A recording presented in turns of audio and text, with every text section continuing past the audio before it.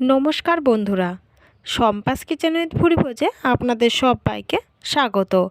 আমার আজকের recipe cake barfi মিষ্টি বা ক্ষীরের মিষ্টি। অল্প কিছু উপকরণ দিয়েই খুব সহজেই বানিয়ে ফেলা যায় এই মিষ্টি। আমি যে পদ্ধতিতে মিষ্টিটা বানাবো সেভাবে বানালে মিষ্টি হবে একদম পারফেক্ট দোকানের মতো। তাহলে চলুন রেসিপিটি দেখে নেওয়া যাক। আমি কড়াইয়ের মধ্যে এই গ্লাস মেপে হাফ গ্লাস জল দিয়ে দিলাম। জলটা গরম হয়ে গেছে। এবারে এর মধ্যে এই গ্লাস মেপেই আমি 2 গ্লাস চিনি দিয়ে দিচ্ছি। আমি সমস্ত উপকরণ এই গ্লাস মেপেই ব্যবহার করব। এবারে চিনিটাকে জলের সঙ্গে ভালো করে মিশিয়ে দিচ্ছি। চিনিটা সম্পূর্ণ গলে গেছে, রসটা ফুটে উঠেছে। আমি এই রসটা খুব ঘনও করব না, আবার খুব পাতলাও করব না। এই রসটা কোনো একতার বা দুতারের শিরা হবে না, জাস্ট একটু আঠালো ভাব হবে, তাহলেই কিন্তু রসটা আমার রেডি হয়ে যাবে। দেখুন আমি আপনাদেরকে দেখিয়ে দিচ্ছি, একটু হালকা আঠালো এরকম একটা চটচটে ভাব হবে। রসটা রেডি হয়ে গেছে। এবারে আমি গ্যাসটা বন্ধ করে দিয়ে এর মধ্যে দিয়ে দিচ্ছি 1.5 গ্লাস পরিমাণে গুঁড়ো দুধ। আমি সম্পূর্ণ মিষ্টিটা বানাতে 2 গ্লাস পরিমাণ গুঁড়ো দুধ ব্যবহার করব। আমি এখন 1.5 গ্লাস পরিমাণ দিলাম, আর পরে আরও অর্ধেক গ্লাস পরিমাণ গুঁড়ো দুধ এতে ব্যবহার করব। গুঁড়ো দুধটা ভালো করে মিশিয়ে নেওয়া হয়ে গেছে। এবারে আমি এর মধ্যে এই গ্লাস মেপে 1 গ্লাস পরিমাণ ময়দা এর মধ্যে অ্যাড করে দিচ্ছি। রসের সঙ্গে গুঁড়ো দুধ আর ময়দাটাকে খুব ভালো করে মিশিয়ে নিতে হবে, যাতে কোনো দানা ভাব না থাকে। যদি দানা ভাব থেকে যায় তাহলে মিষ্টিটা খেতে কিন্তু ভালো লাগবে না। তাই সব কিছুকে খুব ভালো করে রসের সঙ্গে মিশিয়ে নিতে হবে। সব কিছু খুব ভালো করে মিশিয়ে নেওয়া হয়ে গেছে। এবারে আমি এর মধ্যে 3 চামচ পরিমাণ ডালদা অ্যাড করে দিচ্ছি। ডালদার বদলে আপনারা ঘি বা মাখন ব্যবহার করতে পারেন, তবে তেল কিন্তু এর মধ্যে ব্যবহার করা যাবে না। সব কিছু ভালো করে মিশিয়ে নেওয়া হয়ে গেছে। এবারে এই মিশ্রণটাকে আমি 3 থেকে 4 ঘন্টা রেখে দেব। 4 ঘন্টা পর আমি এর মধ্যে আরও অর্ধেক কাপ গুঁড়ো দুধটা মিশিয়ে দিয়েছি। মেশানোর পরে এই রকম একটা শক্ত ভাব তৈরি হয়েছে। এবারে এর থেকে আমি কিছুটা অংশ আলাদা করে নিচ্ছি। এই অল্প কিছুটা অংশ আমি আলাদা করে রেখে দিয়ে আমি এই অংশটাকে ভালো করে হাত দিয়ে মেখে নেব। যেভাবে আমরা আটা বা ময়দা মেখে থাকি সেইভাবেই এটাকে আমি ভালো করে মেখে নেব। মেখে নেওয়া হয়ে গেছে। এবারে আমি এটা একটা পলিথিনে মুড়ে রেখে দিচ্ছি। বাকি যে অংশটা আমি আলাদা করে নিয়েছি এর মধ্যে আমি সবুজ কালারের একটু ফুড কালার অ্যাড করে দিচ্ছি। খুব সামান্য পরিমাণে অ্যাড করলাম। এবার ফুড কালারটা দিয়ে ভালো করে মেখে নিতে হবে, যাতে করে সম্পূর্ণ অংশটাই সবুজ রং হয়ে যায়। খুব সুন্দর মেখে নেওয়া হয়ে গেছে, সম্পূর্ণ অংশটাই সবুজ রং হয়ে গেছে। এবারে আমি এটাকেও প্লাস্টিক মুড়িয়ে রেখে দেব।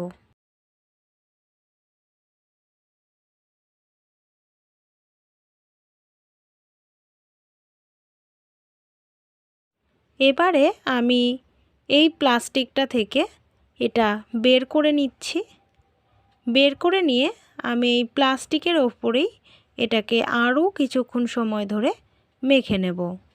এই কাজটা অবশ্যই প্লাস্টিকের ওপরেই করবেন। ভালো করে মেখে নিয়ে একটু হাত দিয়ে লম্বা শেপ করে দিচ্ছি। এবারে এটাকে ঘুরিয়ে নিচ্ছি, হাত দিয়ে একটু একটু করে চেপে দিলাম। এর উপরে আরও একটা প্লাস্টিক আমি দিয়ে দিচ্ছি। প্লাস্টিকটা দেওয়া হয়ে গেছে। এবারে আমি বেলনের সাহায্যে এটাকে হালকা হাতে বেলে নেব।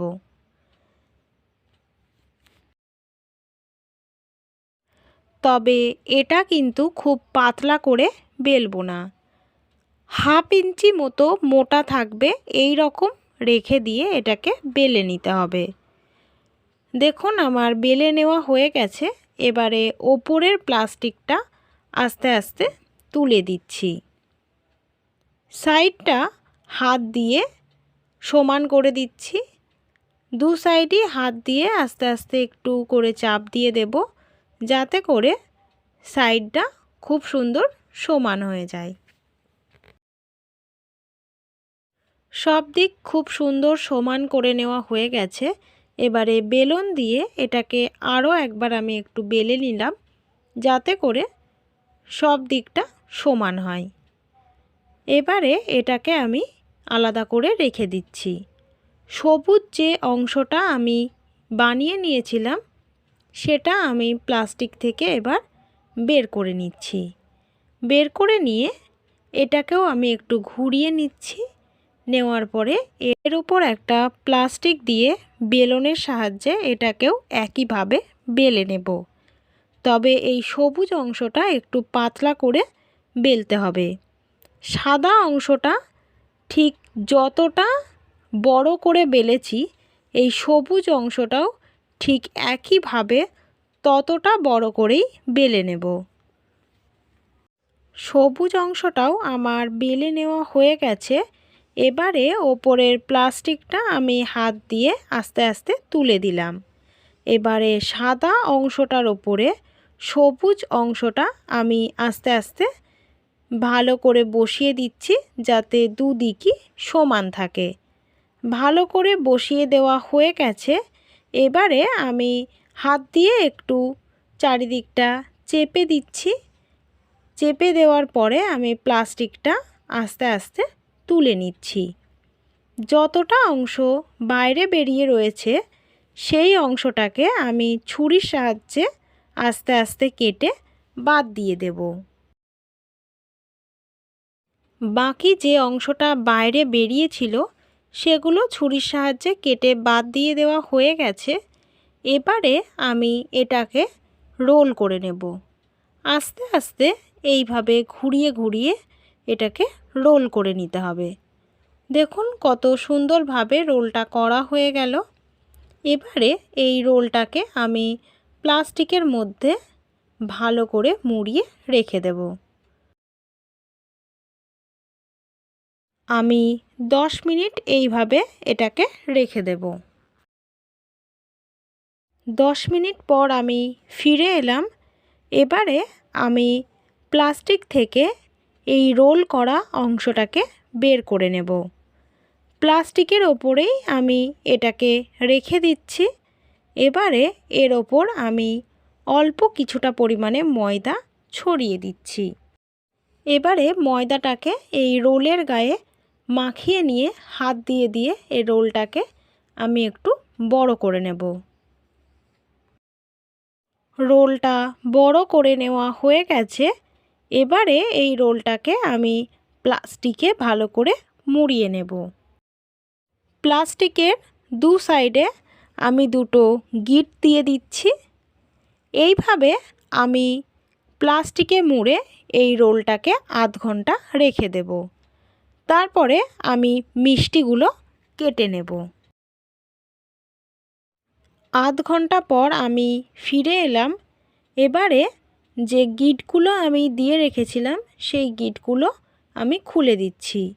গিঁটগুলো খুলে নিয়ে আমি রোলটা প্লাস্টিকের থেকে বের করে নেব। এবারে আমি একটা ছুরির সাহায্যে এক এক করে মিষ্টিগুলোকে কেটে নিচ্ছি। দেখুন মিষ্টিগুলো খুব সুন্দর কাটা হয়ে যাচ্ছে।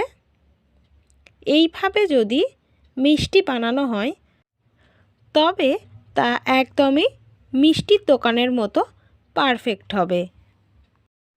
মিষ্টিগুলো আমার কেটে নেওয়া হয়ে গেছে।